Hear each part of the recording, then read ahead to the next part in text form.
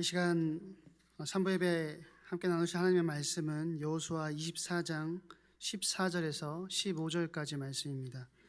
여호수아서 24장 14절에서 15절까지 말씀을 제가 봉독해 드리도록 하겠습니다. 찾으신 줄 알고 봉독하겠습니다. 그러므로 이제는 여호와를 경외하며 온전함과 신실함으로 그를 섬기라. 너희의 조상들이 강 저쪽과 애굽에서 섬기던 신들을 치워버리고 여호와만 섬기라.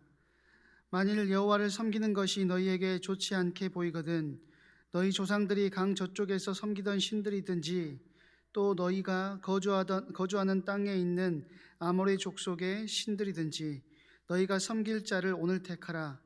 오늘 나와 내 집은 여호와를 섬기겠노라 하니. 아멘. 나와 내 집은 여호와를 섬기겠노라 라는 제목으로 박성준 목사님 나오셔서 하나님 말씀 증거하실 때 많은 은혜 받으시기 바랍니다.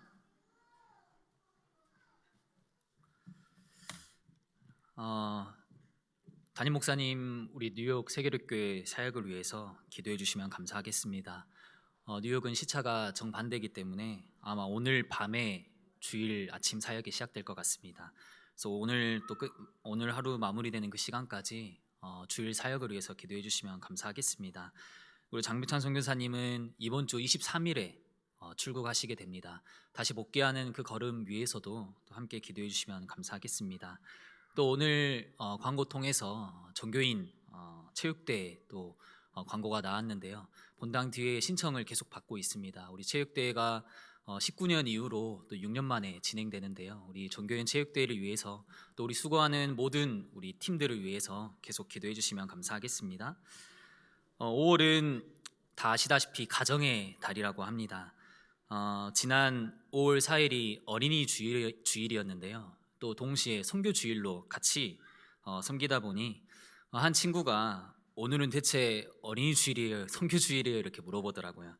아마도 아이들에게는 어린이 주일이 최고의 날인데 선교 주일 분위기를 내다 보니 다른 날에 뺏겼다라는 생각이 들었던 것 같습니다. 이번 주는 21일에는 부부의 날이라고도 합니다. 저는 부부가 아니었기 때문에 평상시에는 관심이 없었다가 또 이번에 새로 알게 됐는데요. 20일은 이와 일이 둘이 하나가 된다라는 뜻으로 또 굉장히 의미가 있는 날이라기도 합니다. 5월은 가정에 관한 기념일이 굉장히 많이 있습니다. 국가가 또 한국이 이 5월을 가정의 달로 지정하게 된 이유는 사실은 시대가 21세기가 들어서면서 가족이 대가족 체제에서 핵가족화로 많이 변화가 됐습니다. 전 세계에서 1인 가구가 굉장히 빠른 속도로 늘어나고 있는데 그러면서 가정 해체가 많이 일어나고 있습니다. 그중 대한민국이 가장 빠른 수준으로 1인 가구화 되고 있다고 합니다. 사실 가정이란 단어에는 공동체라는 단어가 섞여 있습니다. 그래서 1인 가구는 가구에는 속하지만 가정이 될 수 없는데요. 또 사람들에게는 개인주의적인 성향이 굉장히 요즘 강해지면서 가족에 대한 가치관들이 많이 변화하기 시작했습니다. 이전에는 본인의 이 삶의 정의를 가족이라는 공동체로서 자신의 역할을 바라봤다면 이제는 뭔가 자아 성취와 또 개인의 이익을 더 우선시하는 개인주의적 가치관이 또 가정 안에 많이 침투해 들어왔습니다. 그래서 우리가 가정의 달을 기념하면서 또 가정이 얼마나 중요한지 또 이 가족 제도가 얼마나 소중한지 우리가 아는 것이 중요하다 생각합니다. 사실 현대 사회가 발전하고 또 과학 기술이 발전하면서 그에 따른 부작용들이 굉장히 많이 일어났습니다. 그 부작용으로 인해 제일 위협을 많이 받는 게 바로 가정인데요. 점점 시대가 이 가정을 위협하는 또 가정을 파괴하는 문화와 발전들이 생겨나고 있습니다. 이전에는 없던 이 스마트폰 이 문화는 사실 우리 스마트폰이 생기고 나면서 미디어가 발전하면서 볼 수 있는 우리가 플랫폼도 굉장히 많아졌죠. 사실 우리는 이 스마트폰으로 많은 혜택을 누리고 있는 것도 사실입니다. 또 재미있는 내용도 많아서 삶의 질이 올라간 것도 사실이지만 하지만 대화 없는 가족이라 해서 최근에 조사의 결과에 따르면 하루에 30분도 대화를 안 하는 가정이 60%에 달한다고 합니다. 가정 안에 대화가 사라져가고 서로 인사와 안부를 묻지 않는 가정이 굉장히 많아진 거예요. 가족 간의 이 대화를 가족이 아니라 핸드폰이 채우기 때문입니다. 자녀들도 부모님과의 대화의 필요성을 점점 느끼지 못하기 시작했고, 식당에서 같이 밥을 먹는데 대화를 하지 않습니다. 각자가 그냥 핸드폰을 하고 각자 할 일을 하는 거예요. 아이들도 다 핸드폰을 보고 있죠. 요즘은 또 부모님이 이 맞벌이를 하다 보니까 자녀들과 더 이야기할 기회가 없어진 것 같습니다. 예전 드라마 그 응답하라 1988, 응답하라 1994 드라마를 보니까 가족끼리 이 대화가 얼마나 많던지, 이 전체의 줄거리가 가족의 평범한 일상, 가족의 평범한 대화가 그냥 전체 줄거리가 되는 거예요. 모든 걸 다 가족끼리 하고 또 가족끼리 사랑을 느끼고, 근데 요즘은 자녀들과 밥 한 번 먹기, 그런 어려운 시대라고 하지 않습니까? 대화가 사라지고 또 가족의 중요성이 점점 사라져가는 그런 시대입니다. 근데 성경은 이 가정을 단순한 계약 관계나 인간의 노력으로 이루어진 것이 아닌 하나님의 손길로 세워지는 집이라 말씀합니다. 가정은 하나님이 세우시고 하나님이 만드신 시스템이라고 말합니다. 시편 127편 1편에는 여호와께서 집을 세우지 아니하시면, 그러니까 여호와께서 우리 가정을 세우셨다는 그 가정의 시작을 말씀하고 있습니다. 하나님도 아담을 창조하시고 아담이 혼자 있는 게 아쉬워 보이셔서 하와, 즉 사람에게 최초로 가정을 허락하셨어요. 그래서 사람은 가정 안에 있을 때, 또 가정과 함께할 때 안정감이 생기는 거예요. 저도 어릴 때 이런저런 대학생 때 독립을 해볼까라고 생각하다가 누군가가 이렇게 집 떠나면 고생이다라는 말을 해줘서 그때 그냥 집에 있어야겠다라는 생각을 했는데요. 참 맞는 말 같습니다. 저도 지금 이제 독립해서 새로 시작하는데 이게 본 집을 떠나니까 하루하루가 얼마나 고되던지, 창세기에도 바벨탑 사건으로 인류의 죄악으로 말미암아 하나님은 이 사람들을 온 지면으로 흩으시고는 한 사람, 이 아브라함을 택하시고 그때부터 족장 시대가 시작됐습니다. 족장은 가족의 대표, 가족의 장, 하나님의 택한 이 백성들은 모두 가문을 통해 누구의 아들, 누구의 아들, 누구의 아들, 언약을 이어가는 이 가문을 통해 가문의 이야기를 하나님이 이끄셨습니다. 하나님은 이 가정 가문을 통해 일하시고 역사하셨어요. 하지만 우리 이 대한민국이란 나라는 알다가도 모르는 그런 나라 같습니다. 세계 어느 나라보다 이 가정에 대해 외면하고 있는 것처럼 보여요. 인터넷 설문조사 중에 삶에서 가장 가치 있게 여기는 것은 무엇인가요? 라고 해서 각 나라별로 조사를 했는데요. 사진 한번 띄워주시면 감사하겠습니다. 이 조사 결과에 한국만 굉장히 놀라운 결과가 있더라고요. 대부분의 나라의 사람들은 가장 가치 있게 여기는 것을 가족, 이 패밀리를 1순위로 꼽았습니다. 가족이 가장 가치 있고 소중하다는 그런 이야기겠죠. 대부분의 나라가 동일합니다. 이 사회의 근간이 되고 또 사회제도가 유지되는 그 근간이 가족이라는 거예요. 그런데 한국만 가장 가치 있다고 생각하는 게 물질적인 풍요였습니다. 그러니까 돈에 관련된 부분이 더 가치 있는 거예요. 그러니까 물질적인 풍요가 없으면 언제든지 가정도 해체될 수 있고, 젊은 청년들이 물질적인 풍요가 없기 때문에 또 물질적으로 준비가 안 되어 있어서 가정도 잘 안 꾸리게 됩니다. 저도 결혼을 했지만 결혼을 준비하면서 모든 장로님들이 다 합을 맞춘 것처럼 준비 다 하고 결혼하지 마세요 라고 하는 거예요. 결혼하면서 또 신혼생활 하면서 준비를 해야 합니다라고 하는데, 사실 그게 살다 보니 쉬운 일이 아님을 발견하게 됐습니다. 저도 이 경제적으로나 또 살림이 준비가 안 되어 있기 때문에 이 결혼에 대한 결단이 쉽지 않더라고요.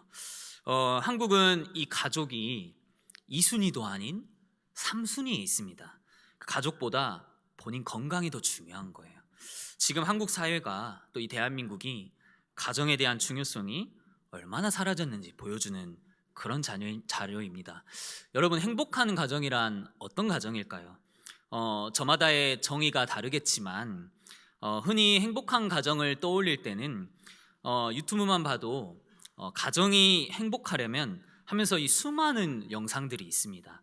뭐 대화 방식은 이렇게 돼야 됩니다. 뭐 교육법은 이렇게 해야 됩니다. 뭐 경제적으로는 이렇게 돼야 됩니다. 근데 전문가들이 각자 다른 말을 해서 뭐가 정답인지도 찾기 어려운 그런 정도. 그러면 우리는 오늘 세상이 말하는 뭐 가정에 대한 개념보다 오늘 성경을 통해 최고의 축복된 가정은 무엇인지, 진짜 가정이 가정다워지는 것은 무엇인지, 또 성경에 가정에 관해 말씀하는 본문이 많이 있지만 오늘은 여호수아서를 통해서 확인하고자 합니다. 여호수아서는 모세가 죽은 후에 여호수아가 새롭게 민족의 지도자가 된 이야기를 기록하고 있습니다. 오늘 본문 24장은 여호수아서의 마지막 장으로 여호수아가 달려갈 길을 마치고 인생을 마무리하면서 마지막 시기에 이 세겜이란 땅에 사람들을 모아 유언을 전달하는 그런 장입니다. 만약에 여러분의 인생을 이제 마무리하고 죽음이 얼마 남지 않는 상황에 처한다면 여러분은 무슨 말을 하고 싶습니까? 또 누구에게 유언을 남기고 싶겠습니까?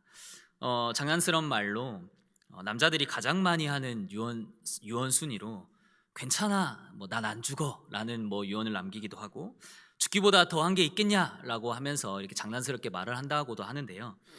대부분의 사람들은 삶이 얼마 남지 않은 상황이 되면 주로 사랑하는 사람이나 가족이나 자녀들을 모아놓고 유언을 남기려고 합니다.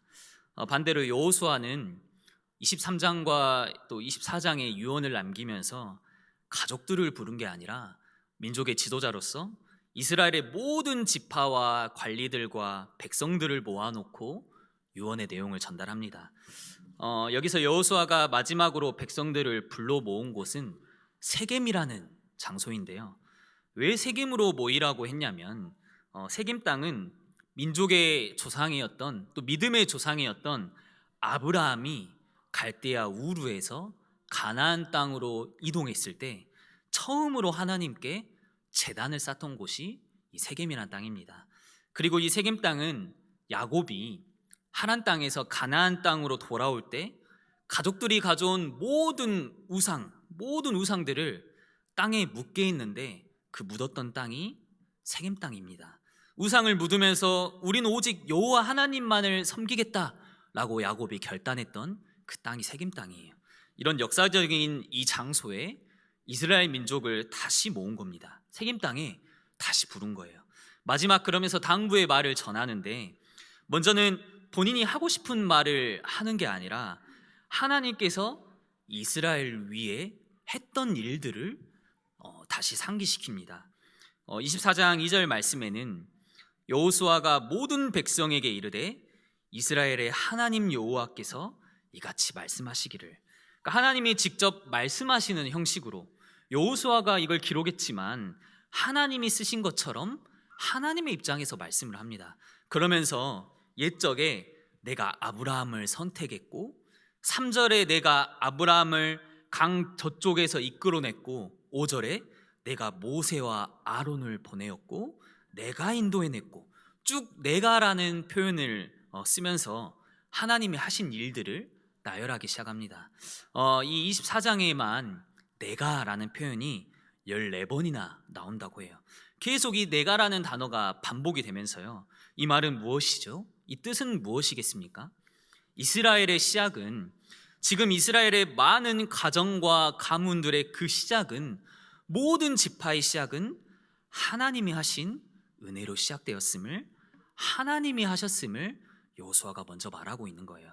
내가 주었다, 내가 허락했다, 내가 했고, 내가 가나안 땅도 들어가게 했고, 내가 너희들에게 모든 걸 차지하도록 한 거야. 이스라엘의 모든 시작이 하나님께로부터 왔음을 말씀하고 있습니다. 마찬가지로 오늘 우리도 하나님의 큰 은혜로부터 우리가 시작되었음을 놓치지 않으시길 바랍니다. 나의 시작이, 나의 가정이, 우리 자녀들의 시작이 하나님께로부터 왔음을, 하나님의 은혜로 시작되었음을 놓치지 않으시길 바랍니다. 현재 성경이 쓰여진 이 당시 이스라엘 백성들에게만, 그때만 은혜를 주신 게 아니라 오늘 신약 시대를 살아가는 우리는 더 큰 은혜를 받았습니다. 오늘 1, 2부 말씀처럼 하나님은 본인이 하시지 않으셔도 되는데 그 십자가의 일을 행하셨습니다. 하나님이 어떻게 죄를 뒤집어 쓸 수가 있겠습니까? 창조주 하나님이신데 말씀으로 창조하신 이가 왜 십자가를 통과하셔야 됩니까? 우리는 그 십자가의 일로 인해 내 가정과 내 자녀들을 하나님 택하셔서 하나님 자녀로 삼아주셨다는 것, 이에 그치지 않고 더 나아가서 부활하셔서 지금도 나와 날마다 함께 하시고 또 나를 인도하시는 그 은혜, 사실 예일교회도 은혜로 시작한 교회지 않습니까? 개인적으로 누가 만든 교회가 아닌 우리 교회의 초창기 시작을 보면 한없는 은혜로 지금까지 이 교회가 오지 않았습니까? 예배드릴 교회당도 하나님이 허락해 주시고 또 성도님들도 보내주시고 지금 많은 어려움도 이겨내게 하시고 또 현재 우리가 여러 사역들을 감당할 수 있는 것도 하나님의 은혜로 가능했던 그 일임을 우리가 놓치지 않길 바랍니다. 하나님이 우리 각자에게 베푸신 은혜가 얼마나 많은지 하나님께 받은 복과 은혜를 세어본다면 다 셀 수 없다라고 표현합니다. 찬송가 429장에는 이런 가사가 있습니다. 세상 모든 풍파 너를 흔들어도 너가 낙심하게 될 때에 받은 복을 세어보라. 크신 복을 네가 알리라. 내가 받은 복을 세어보고 또 받은 은혜를 세어보니 항상 찬송할 게밖에 없다. 낙심할 것들이 하나도 없다. 받은 복을 한번 세어보아라 라고 찬송가에 고백을 합니다. 여러분, 그리고는 두 번째로 여호수아가 이 이스라엘에게 또 당부를 하면서 이렇게 말씀합니다. 당신들이 어떤 신들을 섬길 것인지 오늘 선택하십시오. 나와 나의 집은 여호와를 섬길 것입니다 라고 말합니다. 지금 하나님을 믿고 있는 이 이스라엘 백성들에게 하나님을 섬길지 이방신을 섬길지 오늘 선택하라는 거예요. 이게 뭔가 이상한 게요, 하나님을 안 믿던 사람들에게 말하면 이 말에 의미가 있는데 하나님을 잘 믿고 있는 이 이스라엘 백성들에게 오늘 하나님을 믿을지 안 믿을지 선택하라는 말은 마치 예수를 믿고 있는 우리에게 예수 믿으세요와 같은 반응인 거예요. 예수 믿는 우리에게 나 예수 믿고 있는데? 라고 하는 반응과 같은 반응인 거예요. 여호수아가 이렇게 말을 했던 이유는 이미 전제로 말한 내용이 있기 때문입니다. 15절에 여호와를 섬기는 것이 너희에게 좋지 않게 보이거든. 그러니까 여호수아가 보기에 지금 이스라엘 백성은 하나님만 섬기지 않고 우상을 같이 섬기는 것으로 거의 변하고 있었던 겁니다. 그러니까 여호와를 섬기는 것이 그닥 좋아 보이지 않는 거예요. 여호와를 섬기는 것이 너희에게 좋게 보이지 않거든. 이스라엘 백성들은 가나안 땅에 들어갈 때 가나안 족속들을 다 진멸해라 라는 이 말도 이해할 수 없어 있습니다. 아니 저 가나안 이 사람들을 종으로 부리면 되지 왜 죽이냐? 아니 농사법도 물어봐야 되는데 왜 저들을 멸살해야 되냐? 꼭 그렇게까지 해야 되나? 그렇게 생각을 했습니다. 그런 마음으로 이 가나안 땅의 문화와 우상 숭배에 기웃거리고 두 발을 거치고 하나님과 이방신을 동시에 섬기면서 이방신에 계속 가까워지는데 여호수아는 이걸 알고 느꼈던 겁니다. 그래서 이스라엘 백성들에게 우상 숭배는 하지 마, 하나님은 잘 믿어 하는 정도의 말이 아닌 너희들이 오늘 분명한 결단을 해야 된다. 오늘 너희가 선택해라. 이방신을 섬길 거냐? 하나님을 섬길 거냐? 여러분, 인생에서는 중요한 선택들이 여럿 있지 않습니까? 배우자를 선택하는 일, 또 전공이나 직업을 선택하는 일, 또 어디에 살 것인지 선택하는 일, 또 어디 교회를 나갈 것인지 선택하는 일, 굉장히 중요한 선택과 또 결정들이 있습니다. 하지만 우리 인생에서 가장 중요한 선택과 결정은 하나님만 섬기겠다라고 선택하고 결단하는 게 최고의 선택이고 결단입니다. 신명기 11장 26절에서 28절을 다 함께 찾아보면 좋겠습니다. 구약성경 신명기 11장 26절에서 28절까지의 말씀입니다.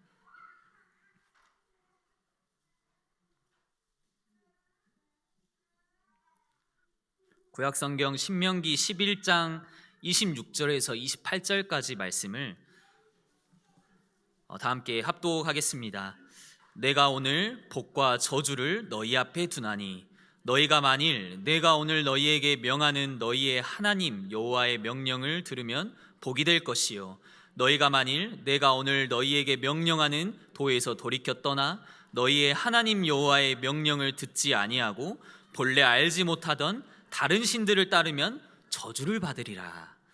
하나님이요, 이 사람은 축복하고 저 사람은 저주하고 이 사람은 사용하고 저 사람은 사용하지 않고 라고 차별을 두시는 게 아니라, 하나님이 나는 선택하고 또 다른 사람을 선택하지 않고 하나님이 차별하시는 게 아니라 우리에게 복과 저주를 지정해 두고 앞에 두고 복과 저주 이 양쪽 중에 스스로 선택하라 하신 거예요. 우리에게 자유의지를 주신 거예요. 한 사람이 복을 받는 기준은 어디에 달려있냐? 본인이 무엇을 선택하느냐야 그 결단에 따라 달려있는 거예요. 하나님을 선택하고 하나님의 말씀에 청종하기로 우리가 결단하면 복을 받게 되지만, 하나님을 떠나고 하나님이 아닌 걸 다른 걸 선택하면 저주 가운데 있게 될 것이다. 하나님이 복을 주고 싶어도 줄 수 없는 사람들이 있는 거예요. 하나님은 누구에게나 복을 주시고 누구에게나 함께하고 싶으시는데 돌이켜 다른 길을 선택한 그 사람은 하나님이 외면할 수밖에 없습니다. 우리에게 선택하도록 하셨기 때문에. 여러분, 사람은 영적 존재이기 때문에 사람은 누구나 누군가를, 무엇인가를 섬기게 되어 있습니다. 이것이 종교성이라고도 하는데요, 사람은 종교성이 있기 때문에 하나님을 섬기지 않으면 우상을 섬기거나 아니면 미신을 섬기거나 아니면 자기 자신이라도 섬기거나 아니면 물질이라도, 보이는 만들어낸 형상이라도 섬기게 되어 있습니다. 사람은 종교성이 있기 때문에.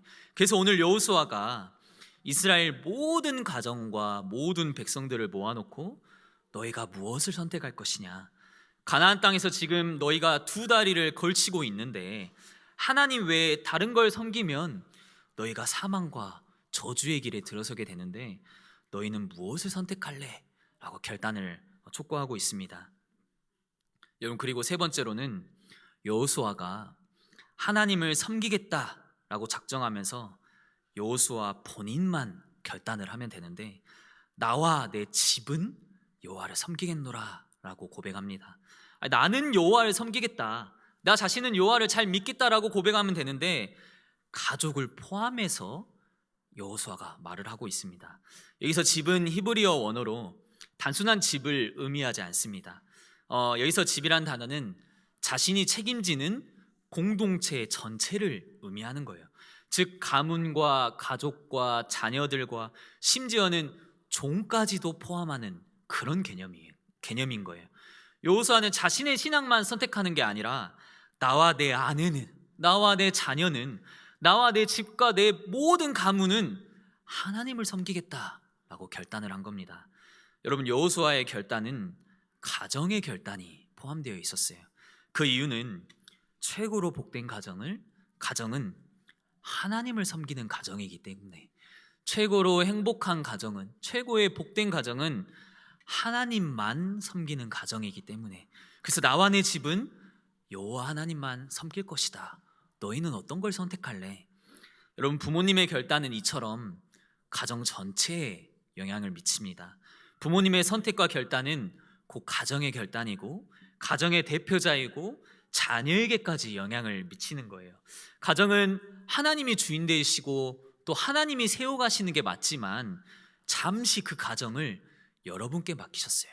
여러분이 선택하고 결정하는 모든 그 선택이 사실은 가정의 선택이고 자녀들의 선택인 거예요. 기독교 통계에 보면 자녀의 신앙 형성 과정에 미치는 부모의 영향이 8알이나 된다고 합니다. 그러니까 부모님의 모습을 보며, 자녀들은 부모님의 신앙생활하는 모습을 보며 10명 중에 8명이 이 신앙의 믿음의 유산을 이어받는다고 합니다. 그러니까 아이가 자연스럽게 이 신앙의 자리매김할 수 있는 데는 부모의 역할, 그 비중이 80%나 되는 거예요. 자녀들 중에 교회를 죽어라 가기 싫은 경우가 있지 않습니까? 그러니까 어떻게든 그럼에도 불구하고 교회에 발을 붙이게 되는 경우도 4분의 1이나 된다고 합니다. 그러니까 자녀 인생에 때로는 신앙의 회의감이나 고민이 찾아올 때가 있어요. 자녀 인생에 때로는 이성적인 판단에 이 하나님 믿는 것들이 이상하다 생각할 때가 올 수도 있습니다. 그때 어떻게든지 이 교회를 떠나지 않도록, 어떻게든지 교회 안에 있도록 하는 그 힘에는 부모의 신앙이 있다는 거예요. 복음을 전해 들은 사람은 자기 믿음을 지키기 어렵다고 합니다. 이 말은 전해 듣기만 한 사람은 이리저리 흔들릴 수가 있다는 거예요. 그런데 하나님이 살아계신 것을 분명히 체험하는 것을 옆에서 본 사람은 자기 믿음이 절대 흔들리지 않는다고 합니다. 그러니까 하나님과 함께함을 분명히 체험하고 나아가는 거, 그걸 옆에서 본 자녀들은 그 믿음을 지켜나가는 거예요. 오늘 여호수아 24장 31절에는 이런 내용이 나옵니다. 여호수아가 사는 날 동안과 여호수아 뒤에 생존한 장로들, 곧 여호와께서 이스라엘을 위하여 행하신 모든 일들을 아는 자들이 사는 날 동안 여호와를 섬겼더라. 참 기가 막힌 말인데요. 여호수아가 죽은 다음에 이스라엘이 하나님을 잘 믿었던 것처럼 보였어요. 그 여호수아를 보고 하나님을 믿었던 장로들이 살아있을 동안까지만, 하지만 그 장로들이 죽고 난 다음에, 여호수아가 죽고 여호수아랑 함께했던 그 장로들이 죽고 난 다음에 이스라엘은 완전히 무너집니다. 그 시대가 사사시대예요. 왜요? 그 자녀 세대들은 전해 듣기만 했기 때문에, 이 자녀 세대들은 눈으로 직접 체험하는 걸 보지 못했기 때문에. 여러분, 우리는 어떤 신앙의 유산을 전달해 줘야 되겠습니까? 우리는 어떤 미래 시대 이 아이들을 준비해야 되겠습니까? 나와 내 집은 여호와만 섬기겠노라. 가정 가문 또 자녀들에게 말로만 하는 결단이 아닌 하나님을 믿는 게 어떤 것인지 보여줄 수 있는 가정. 우리 부모님은 정말 하나님을 믿는 것 같다. 또 부모 입장에서 우리 자녀는 권사라고 장로라고 하는데 무늬만 장로가 아닌 진짜 하나님을 믿는 사람인 것 같다. 여러분의 자녀들이 진짜 하나님은 살아계신 것 같다 라고 보여줄 수 있는 그런 가정, 그런 부모, 전해 들은 것을 넘어서서 눈으로 직접 보여줄 수 있는 것, 그것이 예일의 모든 가정 속에 일어나길 바랍니다. 여러분, 말씀을 마무리합니다. 여호수아가 오늘 너희들이 선택하라는 질문에 이스라엘 백성들은 우상을 버리고 여호와만 섬기겠다라고 고백했습니다. 여호와만 섬기겠다라고 결단을 했어요. 하지만 이상하게도 오늘 19절 말씀에 여호수아가 너희들은 여호와를 잘 섬기지 못할 거야 라고 대답했습니다. 어떤 신학자는 이 구절을 보고 가장 충격적인 구약 성경의 가장 충격적인 구절이다 라고 표현하기도 했어요. 아니, 하나님만 섬기라 해놓고 하나님을 섬기겠다고 하니 너희는 그러지 못할 거야 라고 하는 게, 아니 왜 이스라엘 백성들에게 찬물을 끼얹는 그런 말 같지 않습니까? 아니, 잘 섬기겠다라고 한 이 백성들에게 왜 힘을 빼는 그런 말을 여호수아가 했을까요? 그들의 결단과 선택에는 말만 있고 진정성이 없었기 때문이에요. 우리도 또한 나와 내 집이 여호와만 섬기겠노라 라고 선택하고 결단했지만 말로만 하는 경우가 얼마나 많이 있습니까? 진짜로 그렇게 살겠다고 일단 생각은 하고 말로만 아멘 하는 거예요. 말씀은 듣고 그냥 울림이 있으니까 끄덕이기만 하는 거예요. 하지만 정작 가정으로 돌아가면 그렇게 살아가지 않습니다. 정작 우리 일주일의 삶에서 하나님을 섬기고 잘 살아가지 않습니다. 자녀들에게 하나님만 섬기는 것이 무엇인지 못 보여줄 때가 너무나도 많습니다. 사건이 오면 이리저리 흔들리고 문제가 오면 하나님이 아닌 다른 것을 의지하고, 여호수아도 그런 심정이었을 겁니다. 너희도 결국 그러지 못할 거야.